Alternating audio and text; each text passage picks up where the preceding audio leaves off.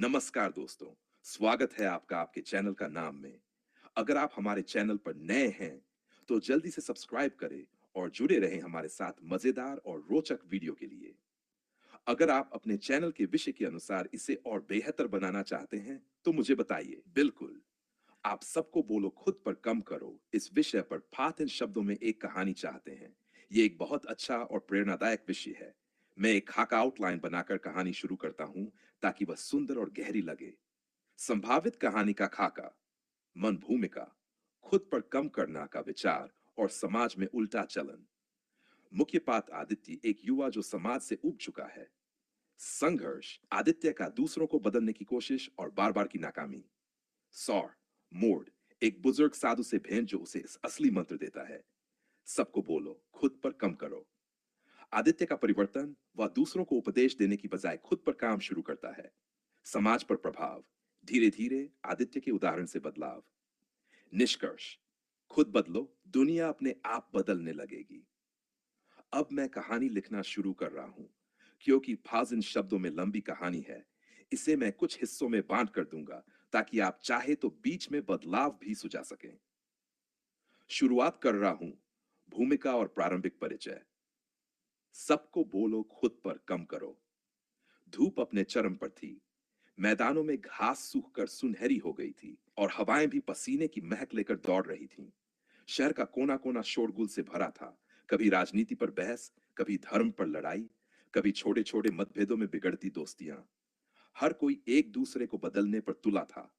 हर गली में उपदेश मिलते थे। तुम ऐसे क्यों हो? तुम वैसा क्यों नहीं करते? दूसरे गलत हैं, मैं सही हूं। लेकिन कोई खुद को बदलने की बात नहीं करता था। इसी भीड़ में कहीं एक लड़का था। उम्र कोई युक्तवय 2 6 साल। साधारण कपड़े, साधारण सपने, लेकिन एक असाधारण बेचैनी। उसे लगता था कि इस दुनिया को बदलना चाहिए, लोगों को सही दिशा में ले जाना चाहिए। वह रोज सोचता, अगर सब लोग अच्छे बन जाएं, तो जीवन कितना सुंदर हो सकता है। अगर आप चाहें तो मैं यहीं से कहानी आगे बढ़ाता रहूं और 5 शब्द पूरे करूं। बताइए, क्या आपको यह शुरुआत पसंद आ रही है? क्या आप कोई खास पात्र या मोड़ जोड़ना चाहते हैं? जैसे एक प्रेम कहानी भी हो, एक बड़ा संघर्ष, कोई विशेष गांव शहर का नाम। अगर आप कहें तो मैं बिना रुके पूरी कहानी लिखता रहूं। बताइए। सबको बोलो खुद पर कम करो। आदित्य का मन बेचैन रहता था। वह हर सभा में जाता, हर चौराहे पर खड़ा होकर लोगों को समझाने की कोशिश करता। भाई साहब, आप गुस्सा मत किया करो। भाई, आप झूठ क्यों बोलते हो? बहन जी, आप दूसरों की बुराई क्यों करती हैं? लोग पहले हंसते थे, फिर चिढ़ते थे। कुछ उसे पागल कहते, कुछ उसे आदर्शवादी मूर्ख समझते। पर आदित्य हार मानने वालों में से नहीं था। हर सुबह वह नए जोश से उठता और ठानता, आज तो मैं जरूर कुछ लोगों को सुधार दूंगा। लेकिन नतीजा हर दिन वही होता, कोई सुनता नहीं। उल्टा उसे ताने मिलते, तू कौन होता है हमें सिखाने वाला? पहले खुद देख, फिर दूसरों को जान देना। धीरे धीरे आदित्य हताश होने लगा। एक दिन वह नदी किनारे अकेला बैठा था। उसकी आंखें नम थी, सिर झुका था। उसके भीतर एक गहरी थकान थी, सिर्फ शरीर की नहीं, आत्मा की भी। उसी समय एक वृद्ध साधु वहां आकर बैठे। सफेद दाढ़ी, चमकती आंखें और चेहरे पर एक गहरा सुकून। साधु ने आदित्य को देखा और मुस्कुराकर पूछा, क्यों पुत्र, इतने व्यथित क्यों हो? आदित्य ने सब कुछ कह डाला। कैसे वह दुनिया को सुधारना चाहता था, लेकिन दुनिया सुनती ही नहीं थी। कैसे लोग उसे मजाक समझते थे। कैसे उसका विश्वास डगमगाने लगा था। वृद्ध साधु ने ध्यान से सुना, फिर धीरे से कहा, क्या तुम जानना चाहते हो कि इस दुनिया को सच में कैसे बदला जा सकता है? आदित्य ने आंखें उठाई, उम्मीद से भरकर सिर हिलाया। साधु ने मुस्कुराते हुए एक वाक्य कहा, सबको बोलो खुद पर कम करो। आदित्य चौंक गया। यह क्या मतलब हुआ? वह बोला, मैं तो सबको बदलना चाहता हूं। साधु ने समझाया, पुत्र, यह संसार एक दर्पण है। जो तुम करते हो वही लौट कर आता है। जब तुम खुद को सुधारते हो तो अनजाने में आसपास का संसार भी बदलने लगता है। उपदेश देना आसान है, लेकिन स्वयं पर कार्य करना कठिन। अगर तुम सच में परिवर्तन चाहते हो तो खुद से शुरू करो और फिर केवल एक वाक्य कहो, सबको बोलो खुद पर कम करो। बस इतना ही। यह बात आदित्य के दिल में उतर गई। वह रात भर जागता रहा, सोचता रहा। सुबह जब सूरज निकला तो आदित्य ने एक नया संकल्प लिया। अब मैं दूसरों को बदलने नहीं जाऊंगा, मैं खुद पर काम करूंगा, अपने आचरण से बदलाव लाऊंगा। यहां तक भाग 2 समाप्त होता है। अगर आप कहें तो अब मैं तुरंत भाग ठ भी लिख दूं, जहां आदित्य अपने जीवन में परिवर्तन लाकर। लीजिए भाग दा, दोनों एक साथ पेश है। सबको बोलो, खुद पर कम करो। नई सुबह, नया आदित्य। अब उसका चेहरा शांत था, उसकी चाल में आत्मविश्वास था, और उसकी आंखों में किसी को बदलने की जल्दबाजी नहीं, बल्कि खुद को तराशने की ललक थी। पहला कदम, आदित्य ने अपनी दिनचर्या बदली। सुबह 4 बजे उठना, ध्यान करना, शारीरिक व्यायाम करना, घर के कामों में माँ बाप का सहयोग करना, गलियों में गंदगी देखकर गुस्सा नहीं करना, बल्कि खुद झाड़ू लेकर सफाई करना। पहले जो लोग उसे पागल समझते थे, अब चुपचाप देखने लगे। बिना बोले आदित्य ने सबको दिखाया कि बदलाव कैसे होता है। धीरे धीरे मोहल्ले में बच्चे उसकी तरफ आकर्षित होने लगे। वे पूछते, भैया, हम भी आपके साथ सफाई करें? आदित्य मुस्कुराकर कहता, पहले अपने जूते खुद साफ करो, खुद पर कम करो, फिर दूसरों की मदद करना। किसी को सलाह देने की जरूरत नहीं पड़ती थी। आदित्य का आचरण खुद एक संदेश था। कुछ ही महीनों में उसकी कॉलोनी का रंग बदलने लगा। जहां पहले दीवारों पर थूक के निशान थे, अब फूलों के गमले लगे थे। जहां पहले गलियों में गंदगी थी, अब बच्चे खेलते थे। आदित्य ने महसूस किया, सच्चा उपदेश शब्दों से नहीं, कर्मों से दिया जाता है। एक दिन शहर के बड़े सरकारी अफसर वहां दौरे पर आए। उन्होंने जब मोहल्ले की साफ सफाई और अनुशासन देखा तो चकित रह गए। उन्होंने पूछा, यह सब किसने किया? कौन है यहाँ का नेता? लोगों ने आदित्य की तरफ इशारा किया, लेकिन आदित्य ने झुककर हाथ जोड़ लिए। मैं नेता नहीं, बस खुद पर काम करने वाला एक इंसान हूं। सबने खुद पर कम किया, इसलिए मोहल्ला बदला। अफसर बहुत प्रभावित हुए। उन्होंने आदित्य को शहर की स्वच्छता अभियान का ब्रांड एम्बेसडर बना दिया। अब आदित्य का नाम अखबारों में आने लगा, टीवी चैनलों पर उसे बुलाया जाने लगा। पर आदित्य ने कभी अपनी विनम्रता नहीं छोड़ी। हर मंच पर वह केवल एक वाक्य कहता, सबको बोलो, खुद पर कम करो। धीरे धीरे उसकी बात शहर से गांवों तक फैलने लगी। लोगों में जागृति आई। स्कूलों में, दफ्तरों में, चौपालों पर, हर जगह एक नया नारा गूंजने लगा, सबको बोलो, खुद पर कम करो। यहां तक भाग जा समाप्त होता है। अब कहानी का आखिरी भाग आएगा, भाग वाय, जहां आदित्य को एक बहुत बड़ी चुनौती मिलेगी और उसे सिद्ध करना पड़ेगा कि असली परिवर्तन कैसे होता है। अगर आप कहें तो मैं भाग बैस भी तुरंत लिखना शुरू कर दूं। बताइए, चाहते हैं कि अंत में कोई बहुत बड़ा इमोशनल मोड़ हो, जैसे आदित्य का बलिदान या कोई प्रेरणादायक समापन? आपकी पसंद जानना चाहूंगा ताकि फिनाले जबरदस्त बन सके। बहुत शानदार। आप चाहते हैं कि मैं इस कहानी को एक ही बार में भाग 10 तक पूरा कर दूं, यानी पूरा विस्तार, गहराई और पूरा सफर। मैं अभी पूरे भाग 5 से भाग 10 से एक साथ लिखने जा रहा हूं, ताकि कहानी फानफूज इन शब्दों के पास पहुंचे और एकदम भरपूर लगे। लीजिए, तैयार हो जाए। सबको बोलो, खुद पर कम से भाग 10 तक पूरा सफर। सबको बोलो, खुद कम करो, भाग 5, चुनौती। जब आदित्य के प्रयासों से पूरे शहर में परिवर्तन की लहर दौड़ने लगी, तभी अचानक एक बड़ी चुनौती सामने आई। शहर के एक हिस्से में कुछ असामाजिक तत्वों ने उपद्रव मचा दिया। साफ सफाई की गई दीवारों पर गंदी बातें लिख दी गई, पार्कों में तोड़फोड़ कर दी गई, और बच्चों को डराया धमकाया गया। लोग घबरा गए। कईयों ने कहा, आदित्य भाई, इन लोगों के खिलाफ पुलिस बुलाइए, हमें भी जवाब देना चाहिए।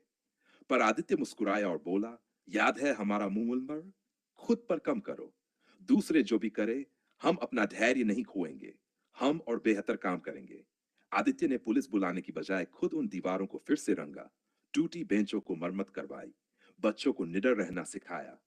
धीरे धीरे उपद्रवियों को एहसास हुआ कि उनकी हरकतों का कोई असर नहीं हो रहा। वे खुद ही शर्मिंदा होकर चुप हो गए।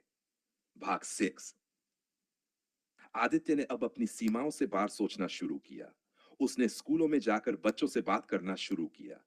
हर स्कूल में वह सिर्फ एक ही सवाल पूछता, तुम दुनिया में सबसे पहले किसे बदलोगे?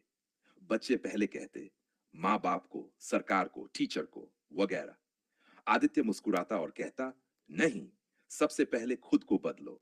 सबको बोलो, खुद पर कम करो। धीरे धीरे स्कूलों में खुद पर कम करो अभियान शुरू हो गया। बच्चे अनुशासित हो गए। वे अपने घरों में भी बदलाव लाने लगे।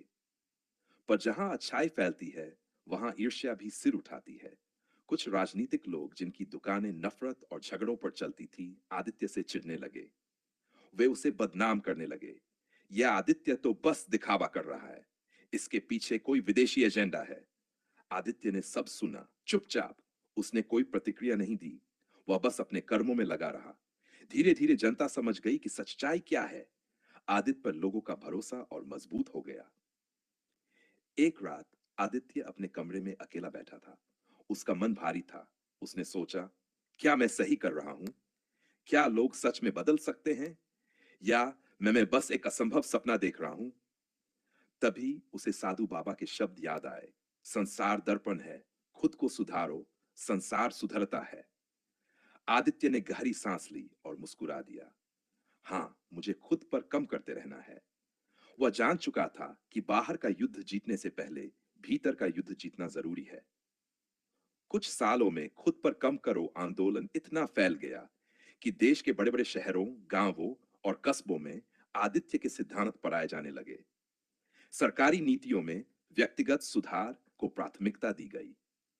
हर जगह लोगों ने पोस्टर लगाए, दूसरों को सुधारने से पहले खुद पर कम करो। आदित्य को कई बड़े पुरस्कार मिले, लेकिन उसने हर मंच पर सिर झुकाकर बस एक ही बात कही, मैंने कुछ नहीं किया, सबने खुद पर कम किया है। अंत और नई शुरुआत। आदित्य अब बूढ़ा हो चला था। उसके बाल सफेद थे, चाल धीमी हो गई थी, लेकिन उसकी आंखों की चमक वैसी ही थी। एक दिन एक नन्ही बच्ची उसके पास आई और बोली, दादाजी, मैंने आज अपने गुस्से को जीता, मैंने खुद पर कम किया। आदित्य की आंखों में आंसू आ गए। वह जान गया था कि उसकी तपस्या सफल रही। एक पीढ़ी तैयार हो चुकी थी जो दूसरों को नहीं, खुद को बदलने में विश्वास करती थी। उसने आसमान की तरफ देखा, मुस्कुराया और मन ही मन कहा, अब दुनिया को उपदेश नहीं चाहिए, उसे उदाहरण चाहिए। सबको बोलो खुद पर कम करो।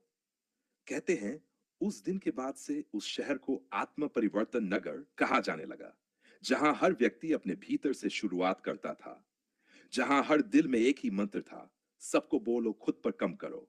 बहुत बढ़िया। आपने हां कहा, तो मैं आपको अब एक और प्रेरणादायक कहानी दूंगा।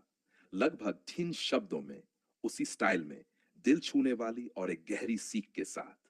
ये लीजिए, अकेला चिराग। संगमपुर एक ऐसा गांव था जहां बिजली कभी सही से आती ही नहीं थी। रात में सारा गांव अंधेरे में डूबा रहता था। लोगों ने सरकार को चिट्ठियां लिखी, पंचायत में शिकायतें की, लेकिन सालों से कोई हल नहीं निकला। धीरे धीरे गांव वालों ने उम्मीद छोड़ दी थी। अब तो अंधेरे में जीना हमारी किस्मत है, वे कहते थे। लेकिन गांव में एक लड़का था, सिर्फ 36 साल का, पर उसकी आंखों में सपनों की चमक थी। एक रात जब पूरा गांव सो रहा था, आर्व अपने छोटे से घर की छत पर बैठा चांद को देख रहा था। उसने सोचा, अगर चांद अपनी रोशनी खुद देता है तो मैं क्यों नहीं कुछ कर सकता। अगली सुबह वह पास के शहर गया और वहां एक दुकानदार से सोलर लैंप के बारे में जानकारी ली। सस्ता नहीं था, लेकिन आरव ने तय कर लिया था। उसने अगले 2 महीने गांव में छोटे मोटे काम किए, खेतों में मजदूरी, दुकान पर सामान उठाने रखने में मदद, बकरियां चराने में सहायता, थोड़ा थोड़ा पैसा जोड़ता रहा, और आखिरकार उसने एक छोटा सा सोलर लैंप खरीद ही लिया। जब रात हुई और सारा गांव अंधेरे में डूबा था, तो आरव के घर की खिड़की से हल्की लेकिन प्यारी रोशनी बाहर फैल रही थी। लोग हैरान हुए, ये चमत्कार कैसे हुआ। अगली सुबह सबने आरव से पूछा, भाई तुम्हारे घर में रोशनी कैसे है? आरव ने उन्हें सोलर लैंप दिखाया। सबने उसकी तारीफ की, पर फिर वही कहा, हमारे पास इतना पैसा नहीं कि खरीदें। लेकिन आरव ने हार नहीं मानी। उसने गांव के बच्चों को बुलाया और एक छोटी सभा की। उसने सबको बताया कि कैसे छोटे छोटे काम करके वह पैसे जोड़ पाया। फिर उसने एक और आइडिया दिया, अगर हम सब मिलकर पैसे जोड़ें तो हम हर घर के लिए एक एक सोलर लैंप खरीद सकते हैं। पहले तो लोग हंसे, छोटे छोटे सिक्कों से क्या होगा। लेकिन आरव ने दिखाया। उसने खुद अपने छोटे गुल्लक से 20 रुपये निकाले और सबसे पहले दान दिया। फिर उसके दोस्तों ने भी 20 रुपये दिए। धीरे धीरे बड़ों ने भी योगदान देना शुरू किया। 3 महीने के भीतर गांव वालों ने इतना पैसा जोड़ लिया कि 10 नए सोलर लैंप खरीद लिए। अब गांव की झोंपड़ियों में भी रोशनी थी। एक साल में पूरा संगमपुर बदल चुका था। हर घर में एक सोलर लैंप था। रात को गलियों में बच्चों की हंसी सुनाई देती थी। बूढ़े आराम से बैठकर बातें कर सकते थे। शहर के अखबारों में खबर छपी, संगमपुर, जहां अंधेरे को हराया एक लड़के ने। आरव को जिला कलेक्टर ने बुलाया और एक प्रमाण पत्र दिया, संगमपुर का प्रकाश दूत। अब संगमपुर एक उदाहरण बन चुका था। दूसरे गांव भी आरव से सलाह लेने आते थे कि हम अपने गांव में कैसे रोशनी ला सकते हैं। आरव बस मुस्कुरा कहता, एक अकेला चिराग अंधेरे को तो नहीं हरा सकता, लेकिन वह दूसरों को भी चिराग जलाने की प्रेरणा दे सकता है। कभी भी अपनी छोटी कोशिशों को कम मत आंको। एक अकेला दीपक भी हजारों दीप जलाने की शुरुआत कर सकता है। शब्द संख्या लगभग 23 मानने वालों की जीत। अगर आपको यह कहानी भी पसंद आई तो मैं अगली और भी दमदार कहानी लिख सकता हूं, जैसे खुद पर भरोसा रखो, हार नहीं मानने वालों की जीत, एक मुस्कान की ताकत। बताइए, अगली कहानी भी चाहिए या फिर इन दो कहानियों का एक छोटा बुकलेट बनाकर पीडीएफ फॉर्म में भी तैयार कर दूं? आप चाहो तो अपने नाम से भी छपवा सकते हो। बिल्कुल, ये रही एक सुंदर और शिक्षाप्रद कहानी, भगवान गौतम बुद्ध से जुड़ी हुई। करीब 2 शुरू में गौतम बुद्ध और गाली देने वाला व्यक्ति। एक बार भगवान बुद्ध अपने शिष्यों के साथ एक गांव में प्रवचन देने गए। वहां एक व्यक्ति आया जो बुद्ध से बहुत नाराज था। वह जोर जोर से चिल्लाने लगा, बुद्ध को अपशब्द कहने लगा। बुद्ध शांति से उसे देखते रहे, मुस्कुराते रहे। जब वह थक गया तो बुद्ध ने शांत स्वर में पूछा, भाई, अगर कोई तुम्हें एक उपहार देना चाहे और तुम उसे स्वीकार न करो, तो वह उपहार किसके पास रह जाता है? व्यक्ति ने झेंपते हुए जवाब दिया, जिसने उपहार दिया हो उसके पास ही। बुद्ध ने मुस्कुराकर कहा, ठीक उसी तरह तुमने मुझे गालियां दी, लेकिन मैंने उन्हें स्वीकार नहीं किया। अब ये गालियां तुम्हारे पास ही हैं। यह सुनकर वह व्यक्ति शर्मिंदा हो गया और बुद्ध के चरणों में गिर पड़ा। सीख, क्रोध, अपशब्द और नफरत जब तक कोई स्वीकार न करे, वे हमारे ही भीतर रह जाते हैं। अगर आपको चाहो तो मैं एक और गौतम बुद्ध की प्रेरक कहानी भी सुना सकता हूं, जैसे बुद्ध और दुखी महिला की कहानी, बुद्ध और कटोरे वाला भिक्षु, बुद्ध और 4 सत्य बताइए। अगली भी सुननी है? बहुत सुंदर और छोटी छोटी कहानियां हैं। अगर आप हमारे चैनल पर नए हैं तो जल्दी से सब्सक्राइब करें और जुड़े रहें हमारे साथ मजेदार और रोचक वीडियो के लिए। अगर आप अपने चैनल के विषय के अनुसार इसे और बेहतर बनाना चाहते हैं तो मुझे बताइए।